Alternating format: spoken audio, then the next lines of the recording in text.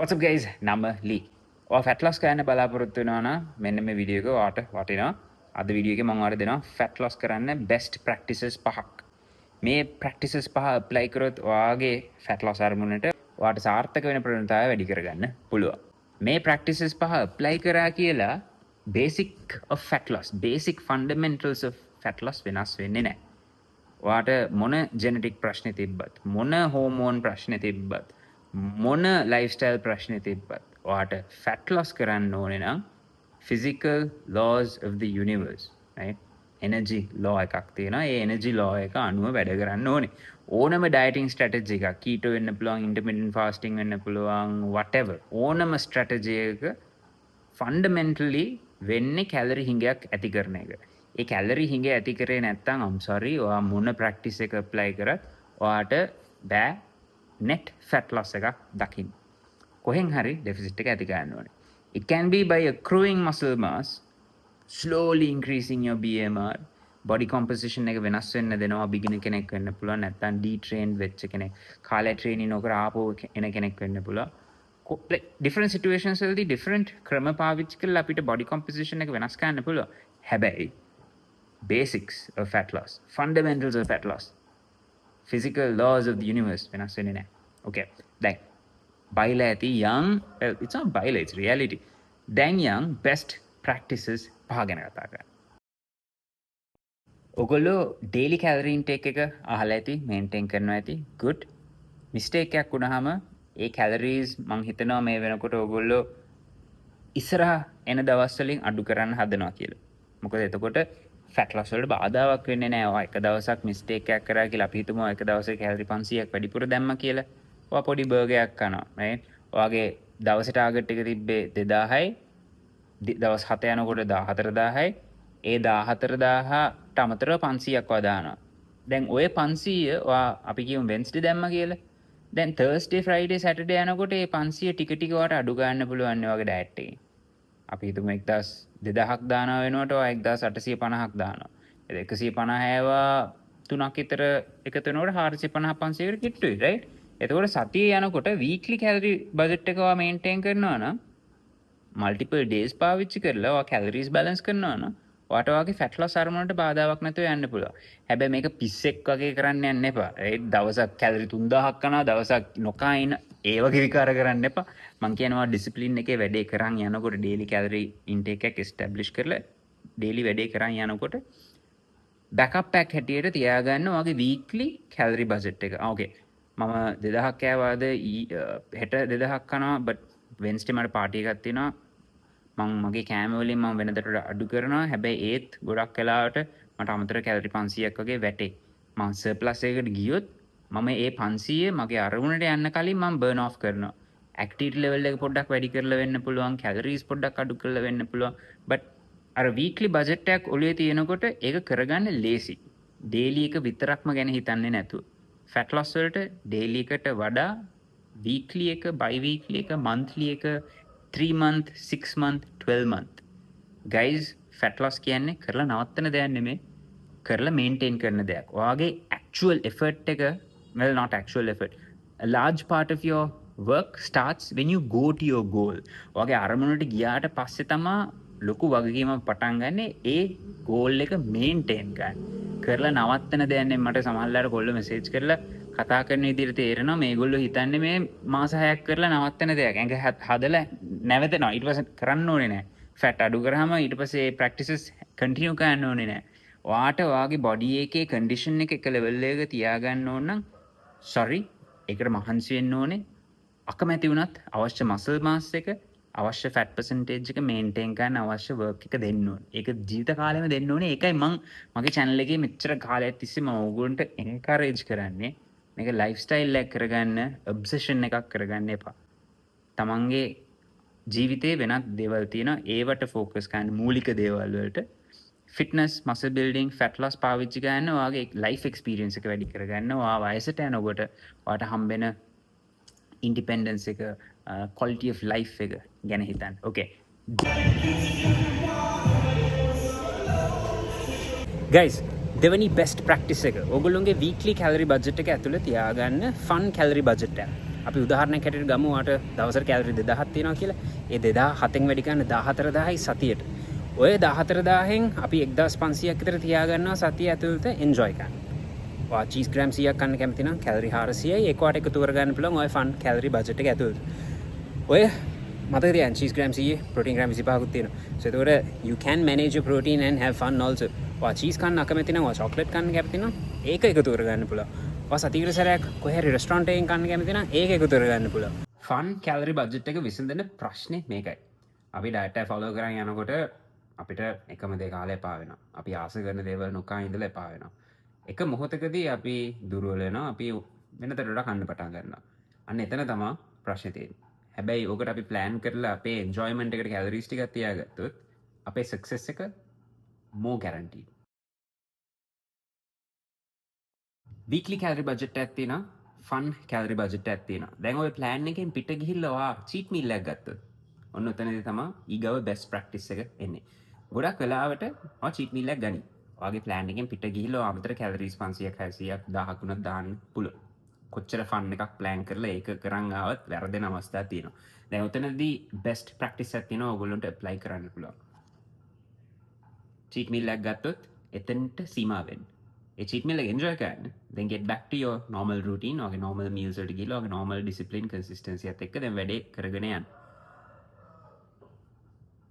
හැබැයි ඔයා cheat meal එකෙන් පස්සේ ඒක එක්ස්ටෙන්ඩ් කරොත් දෙවෙනි චීට් මීල් එකට right දැන් අද උදේ ඔයා මොන හරි කනවා ප්ලෑන් එකෙන් පිට ඊට පස්සේ දවලුත් කනවා not a good practice ඕක කරන්න යන්න එපා ඕක තමයි පොඩ්ඩක් ස්නෝබෝල් වෙලා කෙලවෙන්නේ ඊට පස්සේ ඒක තුන්වෙනි මීල් එකටත් යනවා සමහරලාට එක මීල් එකයි දවසකට but ඊගව දවසේ තවත් මීල් එකක් චීට් කරනවා ඊගව දවසේ තවත් මීල් එකක් කිසිම කැලරි මැනේජ්මන්ට් එකක් ප්‍රෝටීන් මැනේජ්මන්ට් එකක් නැතු දැන් that's a bad practice the good practice the practice that guarantees more of your success is making a mistake but stopping right there තේරුම් ගන්නවා මොකද්ද කරේ ඒකෙන් estimation එකක් කරනවා මෙච්චර calories ඔයා overboard ගියා ඒකට ඔයා accountability එකක් දා ගන්නවා let's say ඊගව සතියේදී වගේ ඔයා අමතර calories 100 ගාන 150 ගාන burn කරලා extra 700 1000 calories දෝ cover කර ගන්නවා so that ඔයාගේ target date එකට ගන්නට ඔයාගේ fat loss එක කරගන්න පුළුවන් දැන්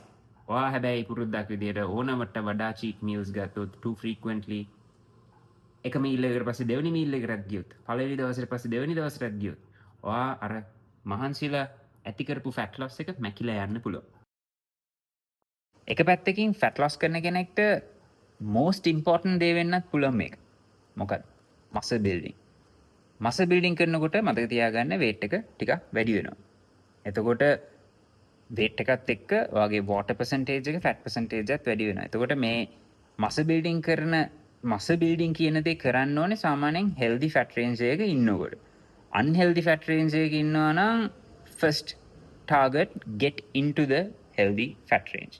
ඒක කරනකොට muscle maintenance prioritize කරන්න ඕනේ. muscle building prioritize කරන්න ඕනේ. okay? ඒකට අවශ්‍ය පෝෂණය දෙන්න ඕනේ. දැන් muscle building කරන එකෙන් වාසි කීපයක් තියෙනවා. එකක් ඔයාගේ metabolic health එක. ඔයාගේ insulin sensitivity එක. ඒ කියන්නේ ඔයා සීනි තියෙන කෑමක් කෑවොත් ඔයා ඒක handle කරන විදිහ muscle තියෙන කෙනෙක් හැටියට ඊට වඩා හොඳයි muscle අඩු කෙනෙක්ට වඩා. ඔයාට diabetes වලට තියෙන risk එක ටිකක් අඩු වෙනවා. ඔයාට වෙනත් non communicable diseases වලට තියෙන risk එක අඩු වෙනවා. muscle is really good. හැබැයි ඒකත් ඕනවට වඩා දාලා හිතන්න ස්ටෙරොයිඩ් ගහලා වාගේ ඇඟ obese පැත්තට morbidly obese පැත්තට ගේනවා කියලා muscle build කරලා ඒකත් වාගේ ඇඟට stress එකක් ඒකත් හොඳ නෑ anything even if it's good in abundance is not that great okay නරක වෙන්න පුළුවන් ඒ නිසා muscle උනත් අන්තයකට අරන් යන්න එපා ක්‍රීඩකයන්ට තියන්න ඒ අන්තවල සාමාන්‍ය මිනිස්සු බහුතර සමාජයේ ඒව අවශ්‍ය නෑ ඔගොල්ලොන්ගේ outcomes health outcome එක lifestyle quality එක මේව තමයි focus කරන්න ඕනේ. ඔයාගේ ළමයි එක්ක සෙල්ලම් කරන්න පුළුවන්ද? සමහර ඉන්නවා bro අවුරුදු 30යි 35යි පොඩ්ඩක් විනාඩි 5ක් දුවා ගන්න බෑ. It's not cool. I'm not happy about it. Okay? මට ඕනේ මගේ generation එක වගේම මට වඩා වයස අය මට වඩා අඩු වයසින් ඉන්න අය healthy fit ඉන්න. Muscle building is very important. So තමන්ගේ health and fitness එක maintain කරන්න අවශ්‍ය muscle develop කරන්න fat loss කරන කෙනෙක්ට අනිවාර්යෙන් වැදගත්ම දෙයක් muscle build කරන එක maintain කරන එක හැබැයි අන්හෙල්දි බඩි ෆැට් පර්සන්ටේජ් එකක ඉන්නවා නම් එතන ඉඳන් මසල් බිල්ඩ් කරන්න හදන්න එපා. හෙල්දි රේන්ජ් එකකට වගේ එන්න. රේන්ජ් එක ගැන කිව්වොත් 12 20 අතර ඉන්න පුළුවන් නම් good. 15 is a good middle ground. Okay? එතනට ඇවිල්ලා ඔයා තීරණය කරන්න how you feel. ඔයාගේ mood එක හොඳ නම්, training energy හොඳ නම්, motivation හොඳ නම්, if your sex drive is good, ඊට වඩා අඩුවෙන් යන්න ඕනෙත් නැහැ, වැඩියෙන් යන්න ඕනෙත් නැහැ. ඔයාට එතන ඉඳන් ටික muscle develop කරන්න පුළුවන්. Over time your body composition will improve. ඔයාට dedicate වෙන්න පුළුවන් කාලවල වල වැඩිපුර කැලරි හිඟයක් ඇති කරලා අමතර ෆැට් බර්න් කරන්න. මම ඔයාට routine එකක් දුන්නොත්, නිකන් rough breakdown එකක් දුන්නොත්, සති 16ක් 20ක් ෆැට් loss කරනවා, සති 20ක් 24ක් වගේ muscle building කරනවා. පොඩ්ඩක් එහෙම වුණාට කමක් නැහැ. සති 16 වුණත් කමක් නැහැ. but muscle build කරනවා, ඒ build කරලා accrue වෙන muscle mass එක plus fat water mass එක අපි ක්‍රමානුකූලව අඩු කරනවා. muscle එක maintain කරගෙන සති 12 16ක් වගේ පාවිච්චි කරලා ඊට පස්සේ ආපහු muscle build කරනවා. ඒ වගේ ඔයාගේ body fat percentage එක healthy range එකේ තියාගෙන අපි muscle build කරනවා, fat loss කරනවා. muscle build කරනවා, fat loss කරනවා. so second best practice for fat loss, build muscle. වැඩි විස්තර කතා කරමු. මොනවයි ප්‍රශ්න තියෙනවද ගැන කමෙන්ට් සෙක්ෂන් එකේ දාන්න. මේ ප්‍රැක්ටිස් එකේ යෙදෙනවා නම් ඔයාට ඔයාගේ මසල් බිල්ඩින් වලට ලොකු සපෝට් එකක් ගන්න පුළුවන්. ඒ වගේම කැලරි හිඟයක ඉන්නකොට එන බාධකයක් තමයි බඩගින්න. 100%ක්ම මග අරින්න බෑ කැලරි හිඟයක ඉන්නකොට. ඒ වුණාට ඒක යම් ලෙවල් එකකට පාලනය කරන්න පුළුවන්. බඩගින්න පාලනය කරන්න හයි ප්‍රෝටීන් ඉන්ටේක්ස් උදව් වෙනවා. හැබැයි ඔයා දැනටමත් හයි ප්‍රෝටීන් ඉන්ටේක් එකක නම් ඉන්නේ. ඔයා එතන ඉඳන් තවත් ප්‍රෝටීන් වැඩි කරා කියලා ඔයාට මහ ලොකු සේෂීටින් ඉෆෙක්ට් එකක් එන්නේ නැහැ. ගොඩක් වෙලාට මුකුත් වෙනසක් දැනෙන්නෙත් නැහැ. ඒ නිසා ඔයා හයි ප්‍රෝටීන් ඉන්ටේක් එකක දැන් ඉන්නවා නම් ඔයා හිතන්න එපා කාබ්ස් ෆැට්ස් අඩු කරලා ප්‍රෝටීන් වැඩි කරා කියලා ඔයාට බඩගිනි ඊට වඩා හොඳට පාලනය කරන්න පුළුවන් කියලා. ගොඩක් වෙලාවට බෑ. ඔයා අහන්න පුළුවන් බ්‍රෝ මම ඩේලි ප්‍රෝටීන් ඉන්ටේක් එක මිස් කරගෙන වීක්ලි ප්‍රෝටීන් ඉන්ටේක් එක ඇල්ලුවොත් කැලරීස් වලට කරනවා වගේ එතකොට මට පුළුවන්ද මගේ අරමුණට මම ප්ලෑන් කරපු විදිහට ඒ වෙලාවට යන්න? කෙටි උත්තරේ බෑ. කැලරීස් වගේ නෙමේ, ප්‍රෝටීන් මිස් වුණොත් මිස් වුණා. ඒ කාලේ ආය හම්බ වෙන්නේ නැහැ. මොකද වා ට්‍රේනින් කරනකොට අපි ඇඟට ඇති කරනවානේ ඩිවෙලොප් වෙන්න උවමනාව. ඒ උවමනාව පුරව ගන්න තමයි දැන් මේ ප්‍රෝටීන් අවශ්‍ය. ඒතොරවා ඒ ඇඟ හැදෙන වෙලාවේ ප්‍රෝටීන් දුන්නේ නැත්තම් unfortunately වැඩි කාලයක් යනවා වගේ අරමුණට යන්න. so no, ඔයාට calories weekly balance කරනවා වගේ protein weekly balance කරන්න යන්න බෑ, කරන්න හදන්නත් එපා. ඒ protein intake එක calorie intake එක establish කරනවා ඊට පස්සේ අපි කෑම තෝරන්න ඕනේ. ඒ කෑම තෝරන අවස්ථාවේදී අපි මූලිකත්වයක් දෙන්න ඕනේ protein ಜಾති වලට. මුලින්ම protein තෝරගන්න. right? fat අඩු, protein වැඩි. උදාහරණයක් හැටියට බිත්තර සුදු මද, chicken breast, whey protein. whey protein අත්‍යවශ්‍ය නැහැ. whey protein convenience එකක් විතරයි. ඔයාට protein කන්න අමාරු වෙලාවකදී තිබ්බොත් හොඳයි. දැන් උදාහරණයක් හැටියට කිව්වොත් මම personal training sessions 2-3ක් කරනකොට මට සමහරලාට හිතෙනවා ওই sessions අතර මට protein scoop එකක් ගහන්න තිබ්බනම් හොඳයි කියලා. so ඒක good reason to use protein powder. රෑ උයන්න වෙලාවක් නැහැ, මහන්සි වැඩි, වැඩ ඔක්කොමත් එක්ක ප්‍රෝටීන් ග්‍රෑම් 30ක් වගේ 40ක් වගේ ගහන්න තියෙනවා. ප්‍රෝටීන් ස්කූප් එකක් දෙකක් ගහලා කවර් කරගන්න පුළුවන්. so ඒ වගේ කන්වීනියන්ස් වලට ප්‍රෝටීන් පවුඩර් තියාගන්න. එතකොට ඔයාලට බජට් මැනේජ් කරගන්න ලේසි වෙනවා. okay? මූලිකත්වය දෙන්න කෑම වලට. okay? egg whites, chicken breast, two good options. ඊට පස්සේ ඉතුරු වෙන calories, carbohydrate, fats ගන්න. මූලිකත්වයක් දෙනවා. weight training කරන කෙනෙක් හැටියට මූලිකත්වයක් දෙන්න. මේ fat loss කරනවා නම් weight training කරන්න please. muscle build කරන්න බෑ නැත්තම්. okay?